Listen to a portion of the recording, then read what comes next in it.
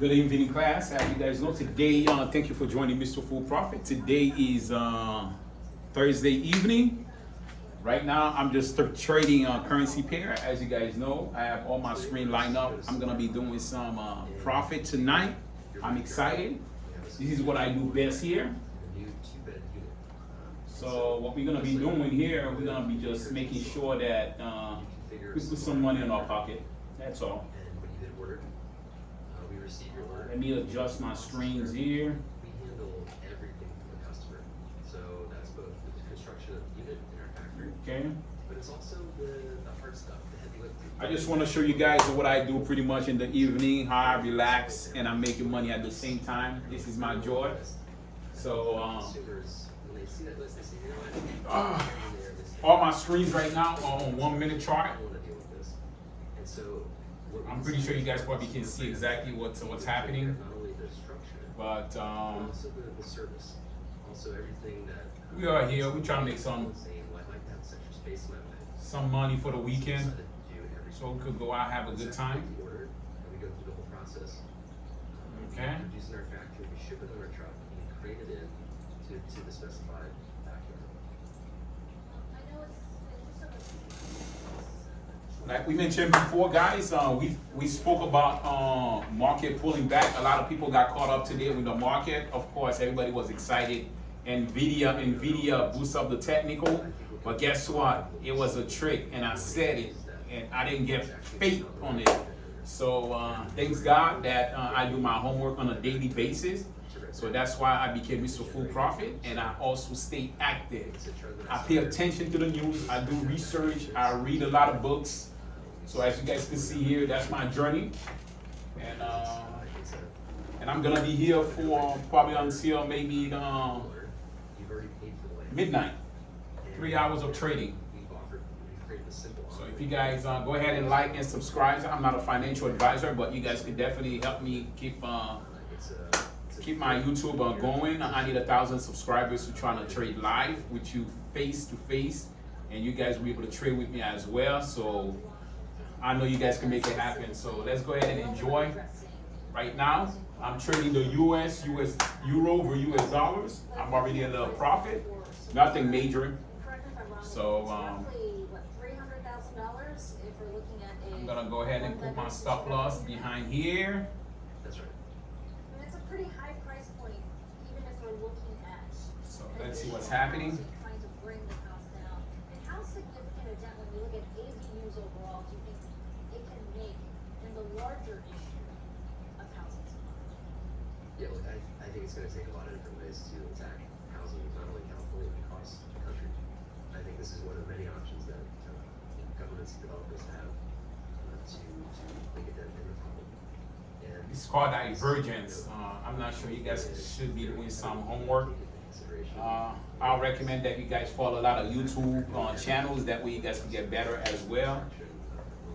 Materials is actually the permit costs and the water hookups and all of the nitty-gritty things that customers can deal with. The euro versus US dollars is kind of acting up. So I gotta be careful. Overall direction is in a downturn, but again, I'm trading in 1 minute. I'm trying to take a quick profit and get out. That's what we do. I'm Mr. Full Profit.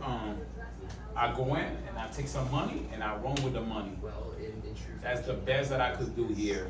As long as I stay in profit, I don't mind. Sorry about that, guys. This is my office, so it's good to just to relax sometime and just watch what's going other on. states across the U.S. Because again, governments realize this is a fairly simple way to add more horizontal density. And the other point is that There's going to be some major opportunities tonight. as well, because in California, cities have been able to add more. I'm sorry, I got some other stuff to do here. I'm gonna leave it live so that way you guys can see what's going Cities on. love being used because Okay, I got kicked out. So pretty much, I got kicked out about $2. That was a pullback. actually add similar But I just realized something that the euro versus US dollars. If you look at my four hour chart, Let me go ahead and get my stick for you guys, so I could teach you guys a little better. California where you got started. That's right. I think, you know, we were. Okay, so to tap into this, this is my demand. 4-hour chart, I think it- and all those are 1 minute. supplier as well. So right now I'm just trading currency on the downturn. I'm going against the trend. So that's why I got stuffed out, but it was about $2, nothing major. So I could afford to take that risk. So now Changes over time. I'm gonna go ahead and leave the chat going so that way you guys could enjoy what's happening here. Sure, it could be income on demand as needed. There's also use cases of housing elderly parents, of housing college graduates when they come back post graduation, of working from home, having a quiet, productive space, quiet, productive office right in your backyard. So I think the benefit of this form factor in housing is that it can be many things, and it can actually adapt with people over time, depending on the needs that they have. Walk this direction, 'cause that would be so What we gonna be doing? That's where the ADU is.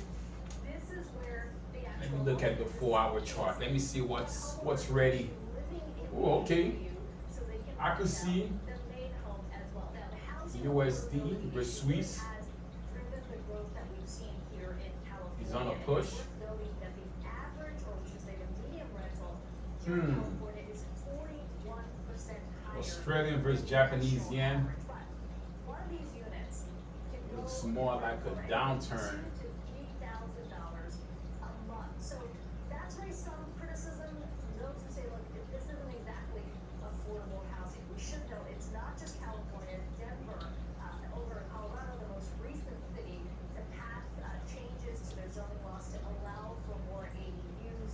We've also seen changes in states like Washington State. So this is something that is really taking shape across the country as we look at the housing crunch, supply crunch, as well as the affordability issue.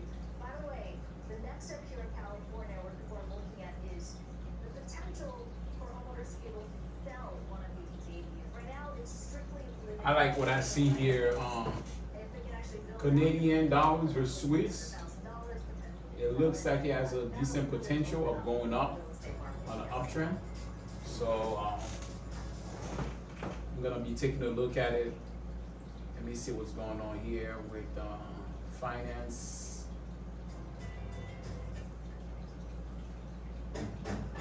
To the Kabaddi tournaments in This is my daily nighttime work. What I do here.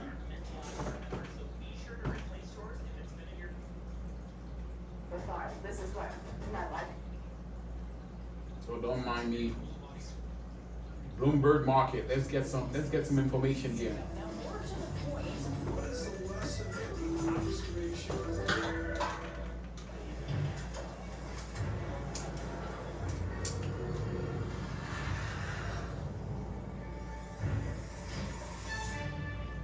I know a lot of people say it seems boring what you're doing. Of course it's boring. But the money is not boring though. So when you could make $1,000, $2,000 a day, that's not bad at all. So enjoy the moment. This is how I have all my stuff going. I'm watching the Bloomberg. Massive symposium, of course, taking place. The Great Plains, of course, are where we are there live with our entire team on the ground. The stars are about to show up. The question for markets: Will Hawks? We're coming into that at a 232, 423 handle on the 10-year yield, the 104 handle on the dollar index. Welcome to the shows you're watching. The China Open is 9 a.m. here in Hong Kong and in Beijing. I'm David Ingles with Yvonne Mann. Our top stories this morning: Asian stocks follow declines on Wall Street while Treasury yields stabilizes. Traders await Powell's speech. The dollar higher against most of G10 this morning. China steps up efforts to boost its financial markets, urging pension funds and banks to increase their stock investments. Morgan Stanley, meanwhile, cutting price targets for major mainland and Hong Kong stock indices. And our exclusive with the governor of the Bank of Thailand on the path for policy and the impact of China's slowdown. It's amazing how things have turned around in just, 24 hours, Dave? Yeah.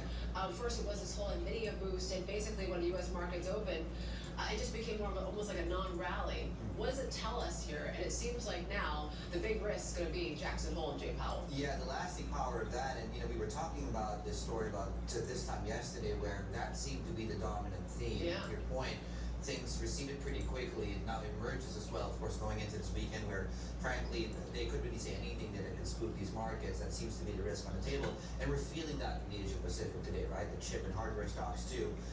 And we'll see what happens, because we had the best day in about a month yesterday here in Hong Kong. Yeah, and we mentioned about Morgan I'm Stanley. going back in on the Laura USD, May, Odegaard, US and their dollars. team, So let's see cutting what's happening targets here. for 2024 June.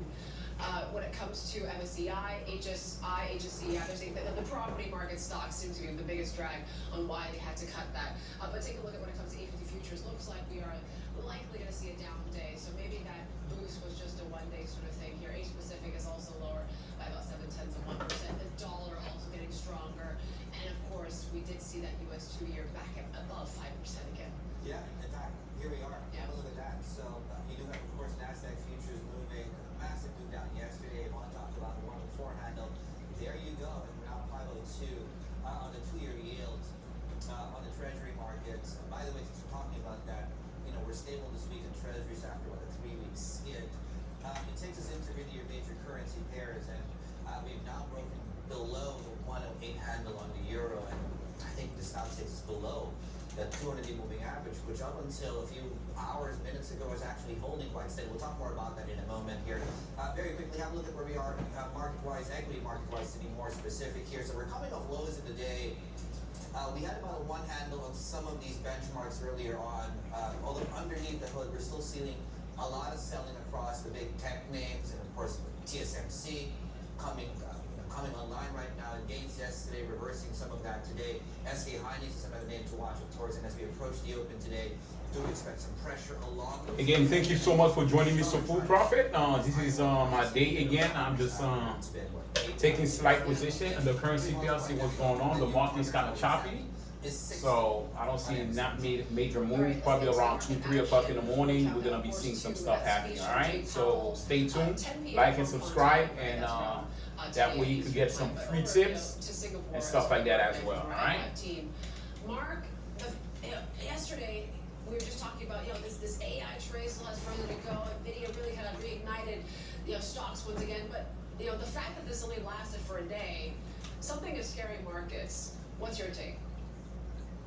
Yeah, I mean, it's a very big deal. Jackson Hole is going to set the agenda for quite a while. In fact, it may set the narrative for the rest of the year in terms of macro markets. So if you don't need to take a position, or if you already have positions that you're happy with, you're not going to change them ahead of the weekend. There's just too much resting on it. So you probably had a lot of choppy trading with short-term hunters pushing stocks around. I mean, Nvidia still had a very good rally, even though it may have come off in the past 24 hours. But overall, yeah, probably the AI sector got hyped up a bit too much. But if we get a bullish read out of the Jackson Hole collectively from the central bankers, the rally will be back on next week anyway. So I suspect anything you see happen today isn't going to tell you a whole lot about what happens next week. Correct. I agree. And Mark, that takes us into why the dollar is stronger. Well, that's the first part of my question. What was behind the massive move up in the dollar going into where we are, 104 on DXY, and up until yesterday, one could argue that the acute phase of pain under renminbi was over. What's the story there? That's the question. That's question number 2.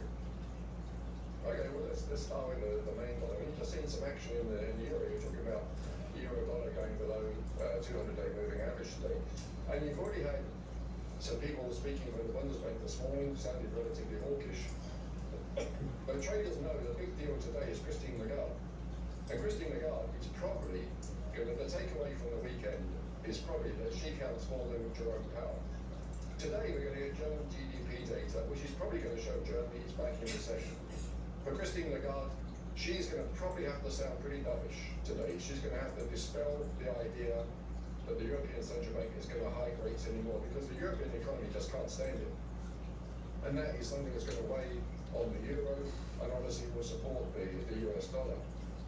In terms of the yuan, the central bank obviously is pulling out all the stops to try and stabilize the yuan, particularly against the US dollar. It's doing okay on a basket basis, but there's not too much they can do. When they need to keep policy easy to help the Chinese economy, and they're hit by external factors. For example, dollar yen is back up to 146 again today, and that's a big impact on what happens to the direction of the yuan. So really it's about stopping the yuan going into free fall. The last thing they want to do is to take the risk of capital outflows from China, and if the yuan becomes a one-way bet, then capital outflows will surely follow. So the idea here is really to do what they can to stabilize it and to restore some confidence. It's not really about changing the direction. There's not much they can do in the short term to make the yuan look like a really exciting currency. There's too many external factors working against it. The best they can do is to come in, use the fixing, make short-term rates in the CNH market, the offshore yuan, make that tighter to defend it as well. And we've got the national holidays coming up at the beginning of October. So people will be naturally funding ahead of that, and that will help support the yuan. What happens after October could be more difficult. But in the near term, the calendar will help them, and you'll see the PBOC work harder. But they're fighting against very big trends, so there's not much they can do apart from stabilizing. Mark, just a quick word on the Chinese equity markets, because we set new lows for the year this week. Technical bounce though, just your take on where we are here, on them being able to stabilize the equity market. Again, a very difficult one, but there's been so much foreign selling. You have to ask, is there anybody left to sell this market? Because it's just been relentless. And there's so much bad news priced in. If you didn't have a position at all in China equities, this is not a very good level to get short. So either you stay on the sidelines, or you maybe look for some point at which it looks relative value compared to the rest of the world. But to sell again here really doesn't make a whole lot of sense. Mark Reinfeldt in Singapore for us, approaching the final session of the week here, of course, just 22 minutes away from the opening bell. Right, now let's take you straight into, of course, the equity market conversation a little bit further right now, and of course trying to take more steps here to boost sentiments, or regulators in fact urging some of the nation's pension funds, the big one of course, and some of the big banks, to increase their stock investment. You're getting also some adjustments as it pertains to brokerages and them being able to reduce transaction fees. Let's bring in Lian-Ting Tu, our Asia Stocks managing editor for us, also in Singapore. Lian-Ting, where are we in this conversation right now? Incrementally, are these things eventually going to help this equity market at least find a floor? Yeah, I think eventually the impact will be muted. Such meetings with institutions are frequent and unsurprising move in times of weak sentiment. We saw a similar meeting with private fund managers last week, and another meeting with foreign asset managers recently as well. Regulators also held meetings with pension fund and large banks in April last year amid a rout, but the CSI 300 just kept falling for another 6% before bottoming back then. So history is showing that, such moves are just showing signs of desperation. And so far we are actually not seeing any significant improvement in sentiment among investors for Chinese stocks, onshore and offshore. And we've been reporting that the CSI 300, I should say the onshore markets have been seeing, a long streak of funds being withdrawn, and that's hit a record on Wednesday. Although that record got broken on Thursday, I think this may just be a little bit of a sort of blip in a otherwise downward trend. Lian-Ting, Bank of America had an interesting survey talking about consumer sentiment in China. It's actually seen some signs of improvement. Tell us more. Yeah, it's quite interesting that consumer sentiment actually improved according to their survey in August, snapping several months of declines. The proportion of consumers planning to spend more over the next 6 months and to trade up to more expensive brands increased in August compared with June. Analysts in Bank of America said that it's likely helped by booming services demand during the summer, and we saw box office data that was like a record, I believe, last week. And Morgan Stanley actually also said that they prefer consumer discretionary sector while downgrading many other sectors in a report report yesterday. Oh, sorry, I should say just today. So I think overall, it's a very uneven recovery. We saw people liking to spend on movies, on travel, on food, but they're not really buying big ticket items because property downturn is making people feel quite vulnerable, as most of Chinese household wealth is tied to property. Yeah, thank you, Lin Ting, too. There are Asian stocks making it. I think it was Dan Wang just this week, Dave, that talked a little bit more about, a consumption can really surprise the upside in the next coming few months or so. We have just some breaking news here, what we've seen in the last couple of minutes. So what we heard from the former President Trump, did arrive and surrendered in Atlanta on those 2020 election probe charges. We believe we do have his mugshot that just came through here to our newsroom in just the last couple of minutes or so. Inmate number PO113509. This is, I believe, as CNN is reporting, the first mugshot taken at the jail there for the former president. Yeah, this is the first one, obviously, as you pointed out. They skipped the procedure for the 3 preceding cases. Of course, I was in New York, Florida, and I believe also in Washington. The other 3 criminal cases against him earlier this year. So there we go. It's been made public right now, as you can see there on the screens. It's just even weird just talking about the fact that we're talking about this right now. Anyway, let's talk about what's coming up. Yep, still ahead, we're talking about Jackson Hole, our exclusive conversation with the Bank of Thailand governor from Wyoming on how they're working to minimize the impact of the Fed's aggressive monetary tightening. But next, hear why the University of Maryland, they think essentially the U.S. economy is living through a soft landing. That conversation is coming up there, of course. Just coming down to the open of trade. It's 17 minutes away. Beautiful morning in Shanghai as we approach the open. It hasn't been as pretty though in the equity market. We'll see what happens today. 0.5% to the downside. Good morning. This is Bloomberg Markets China Open.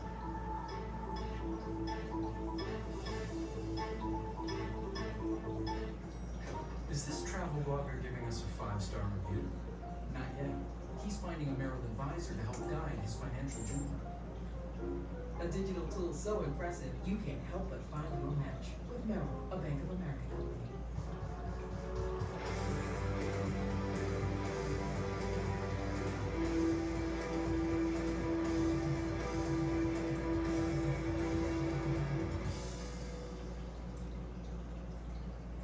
No one sees the world quite like an airline, but the world we see below us is changing fast. That's why Delta is committed to net zero carbon emissions by 2050. It's why we're getting rid of 4.9 million pounds of single-use plastics annually. And it's why we're accelerating our push to source sustainable aviation fuel. Because we know a thing or two about getting where we need to be. And it's time we all got going together.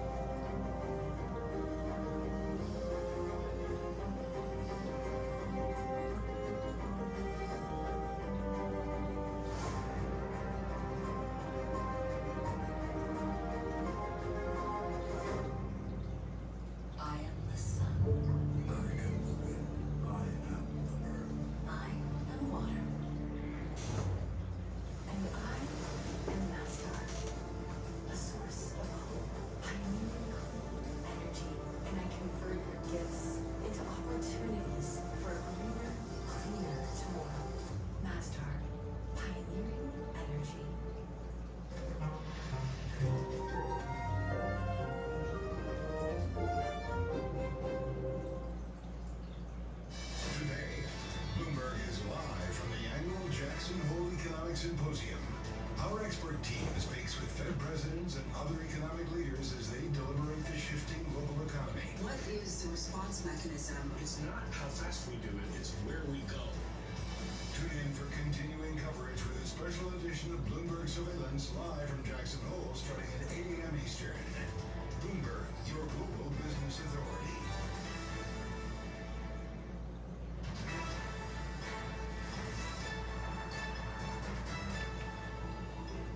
Yeah, there we go. As you saw it from the promo, we're all over the story here in Jackson Hole. The Bisons are out. Will the Bears show up? Will the Hawks show up at some point? Jay Powell, of course, that moment.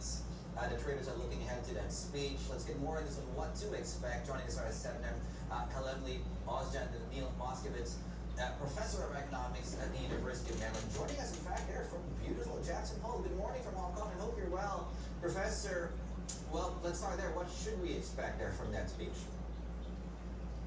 Hi, how are you? Thank you so much for having me on the show. So, I expect tomorrow morning to hear that Fed is going to continue on the restrictive stance of monetary policy, meaning monetary policy is going to be restrictive sometime.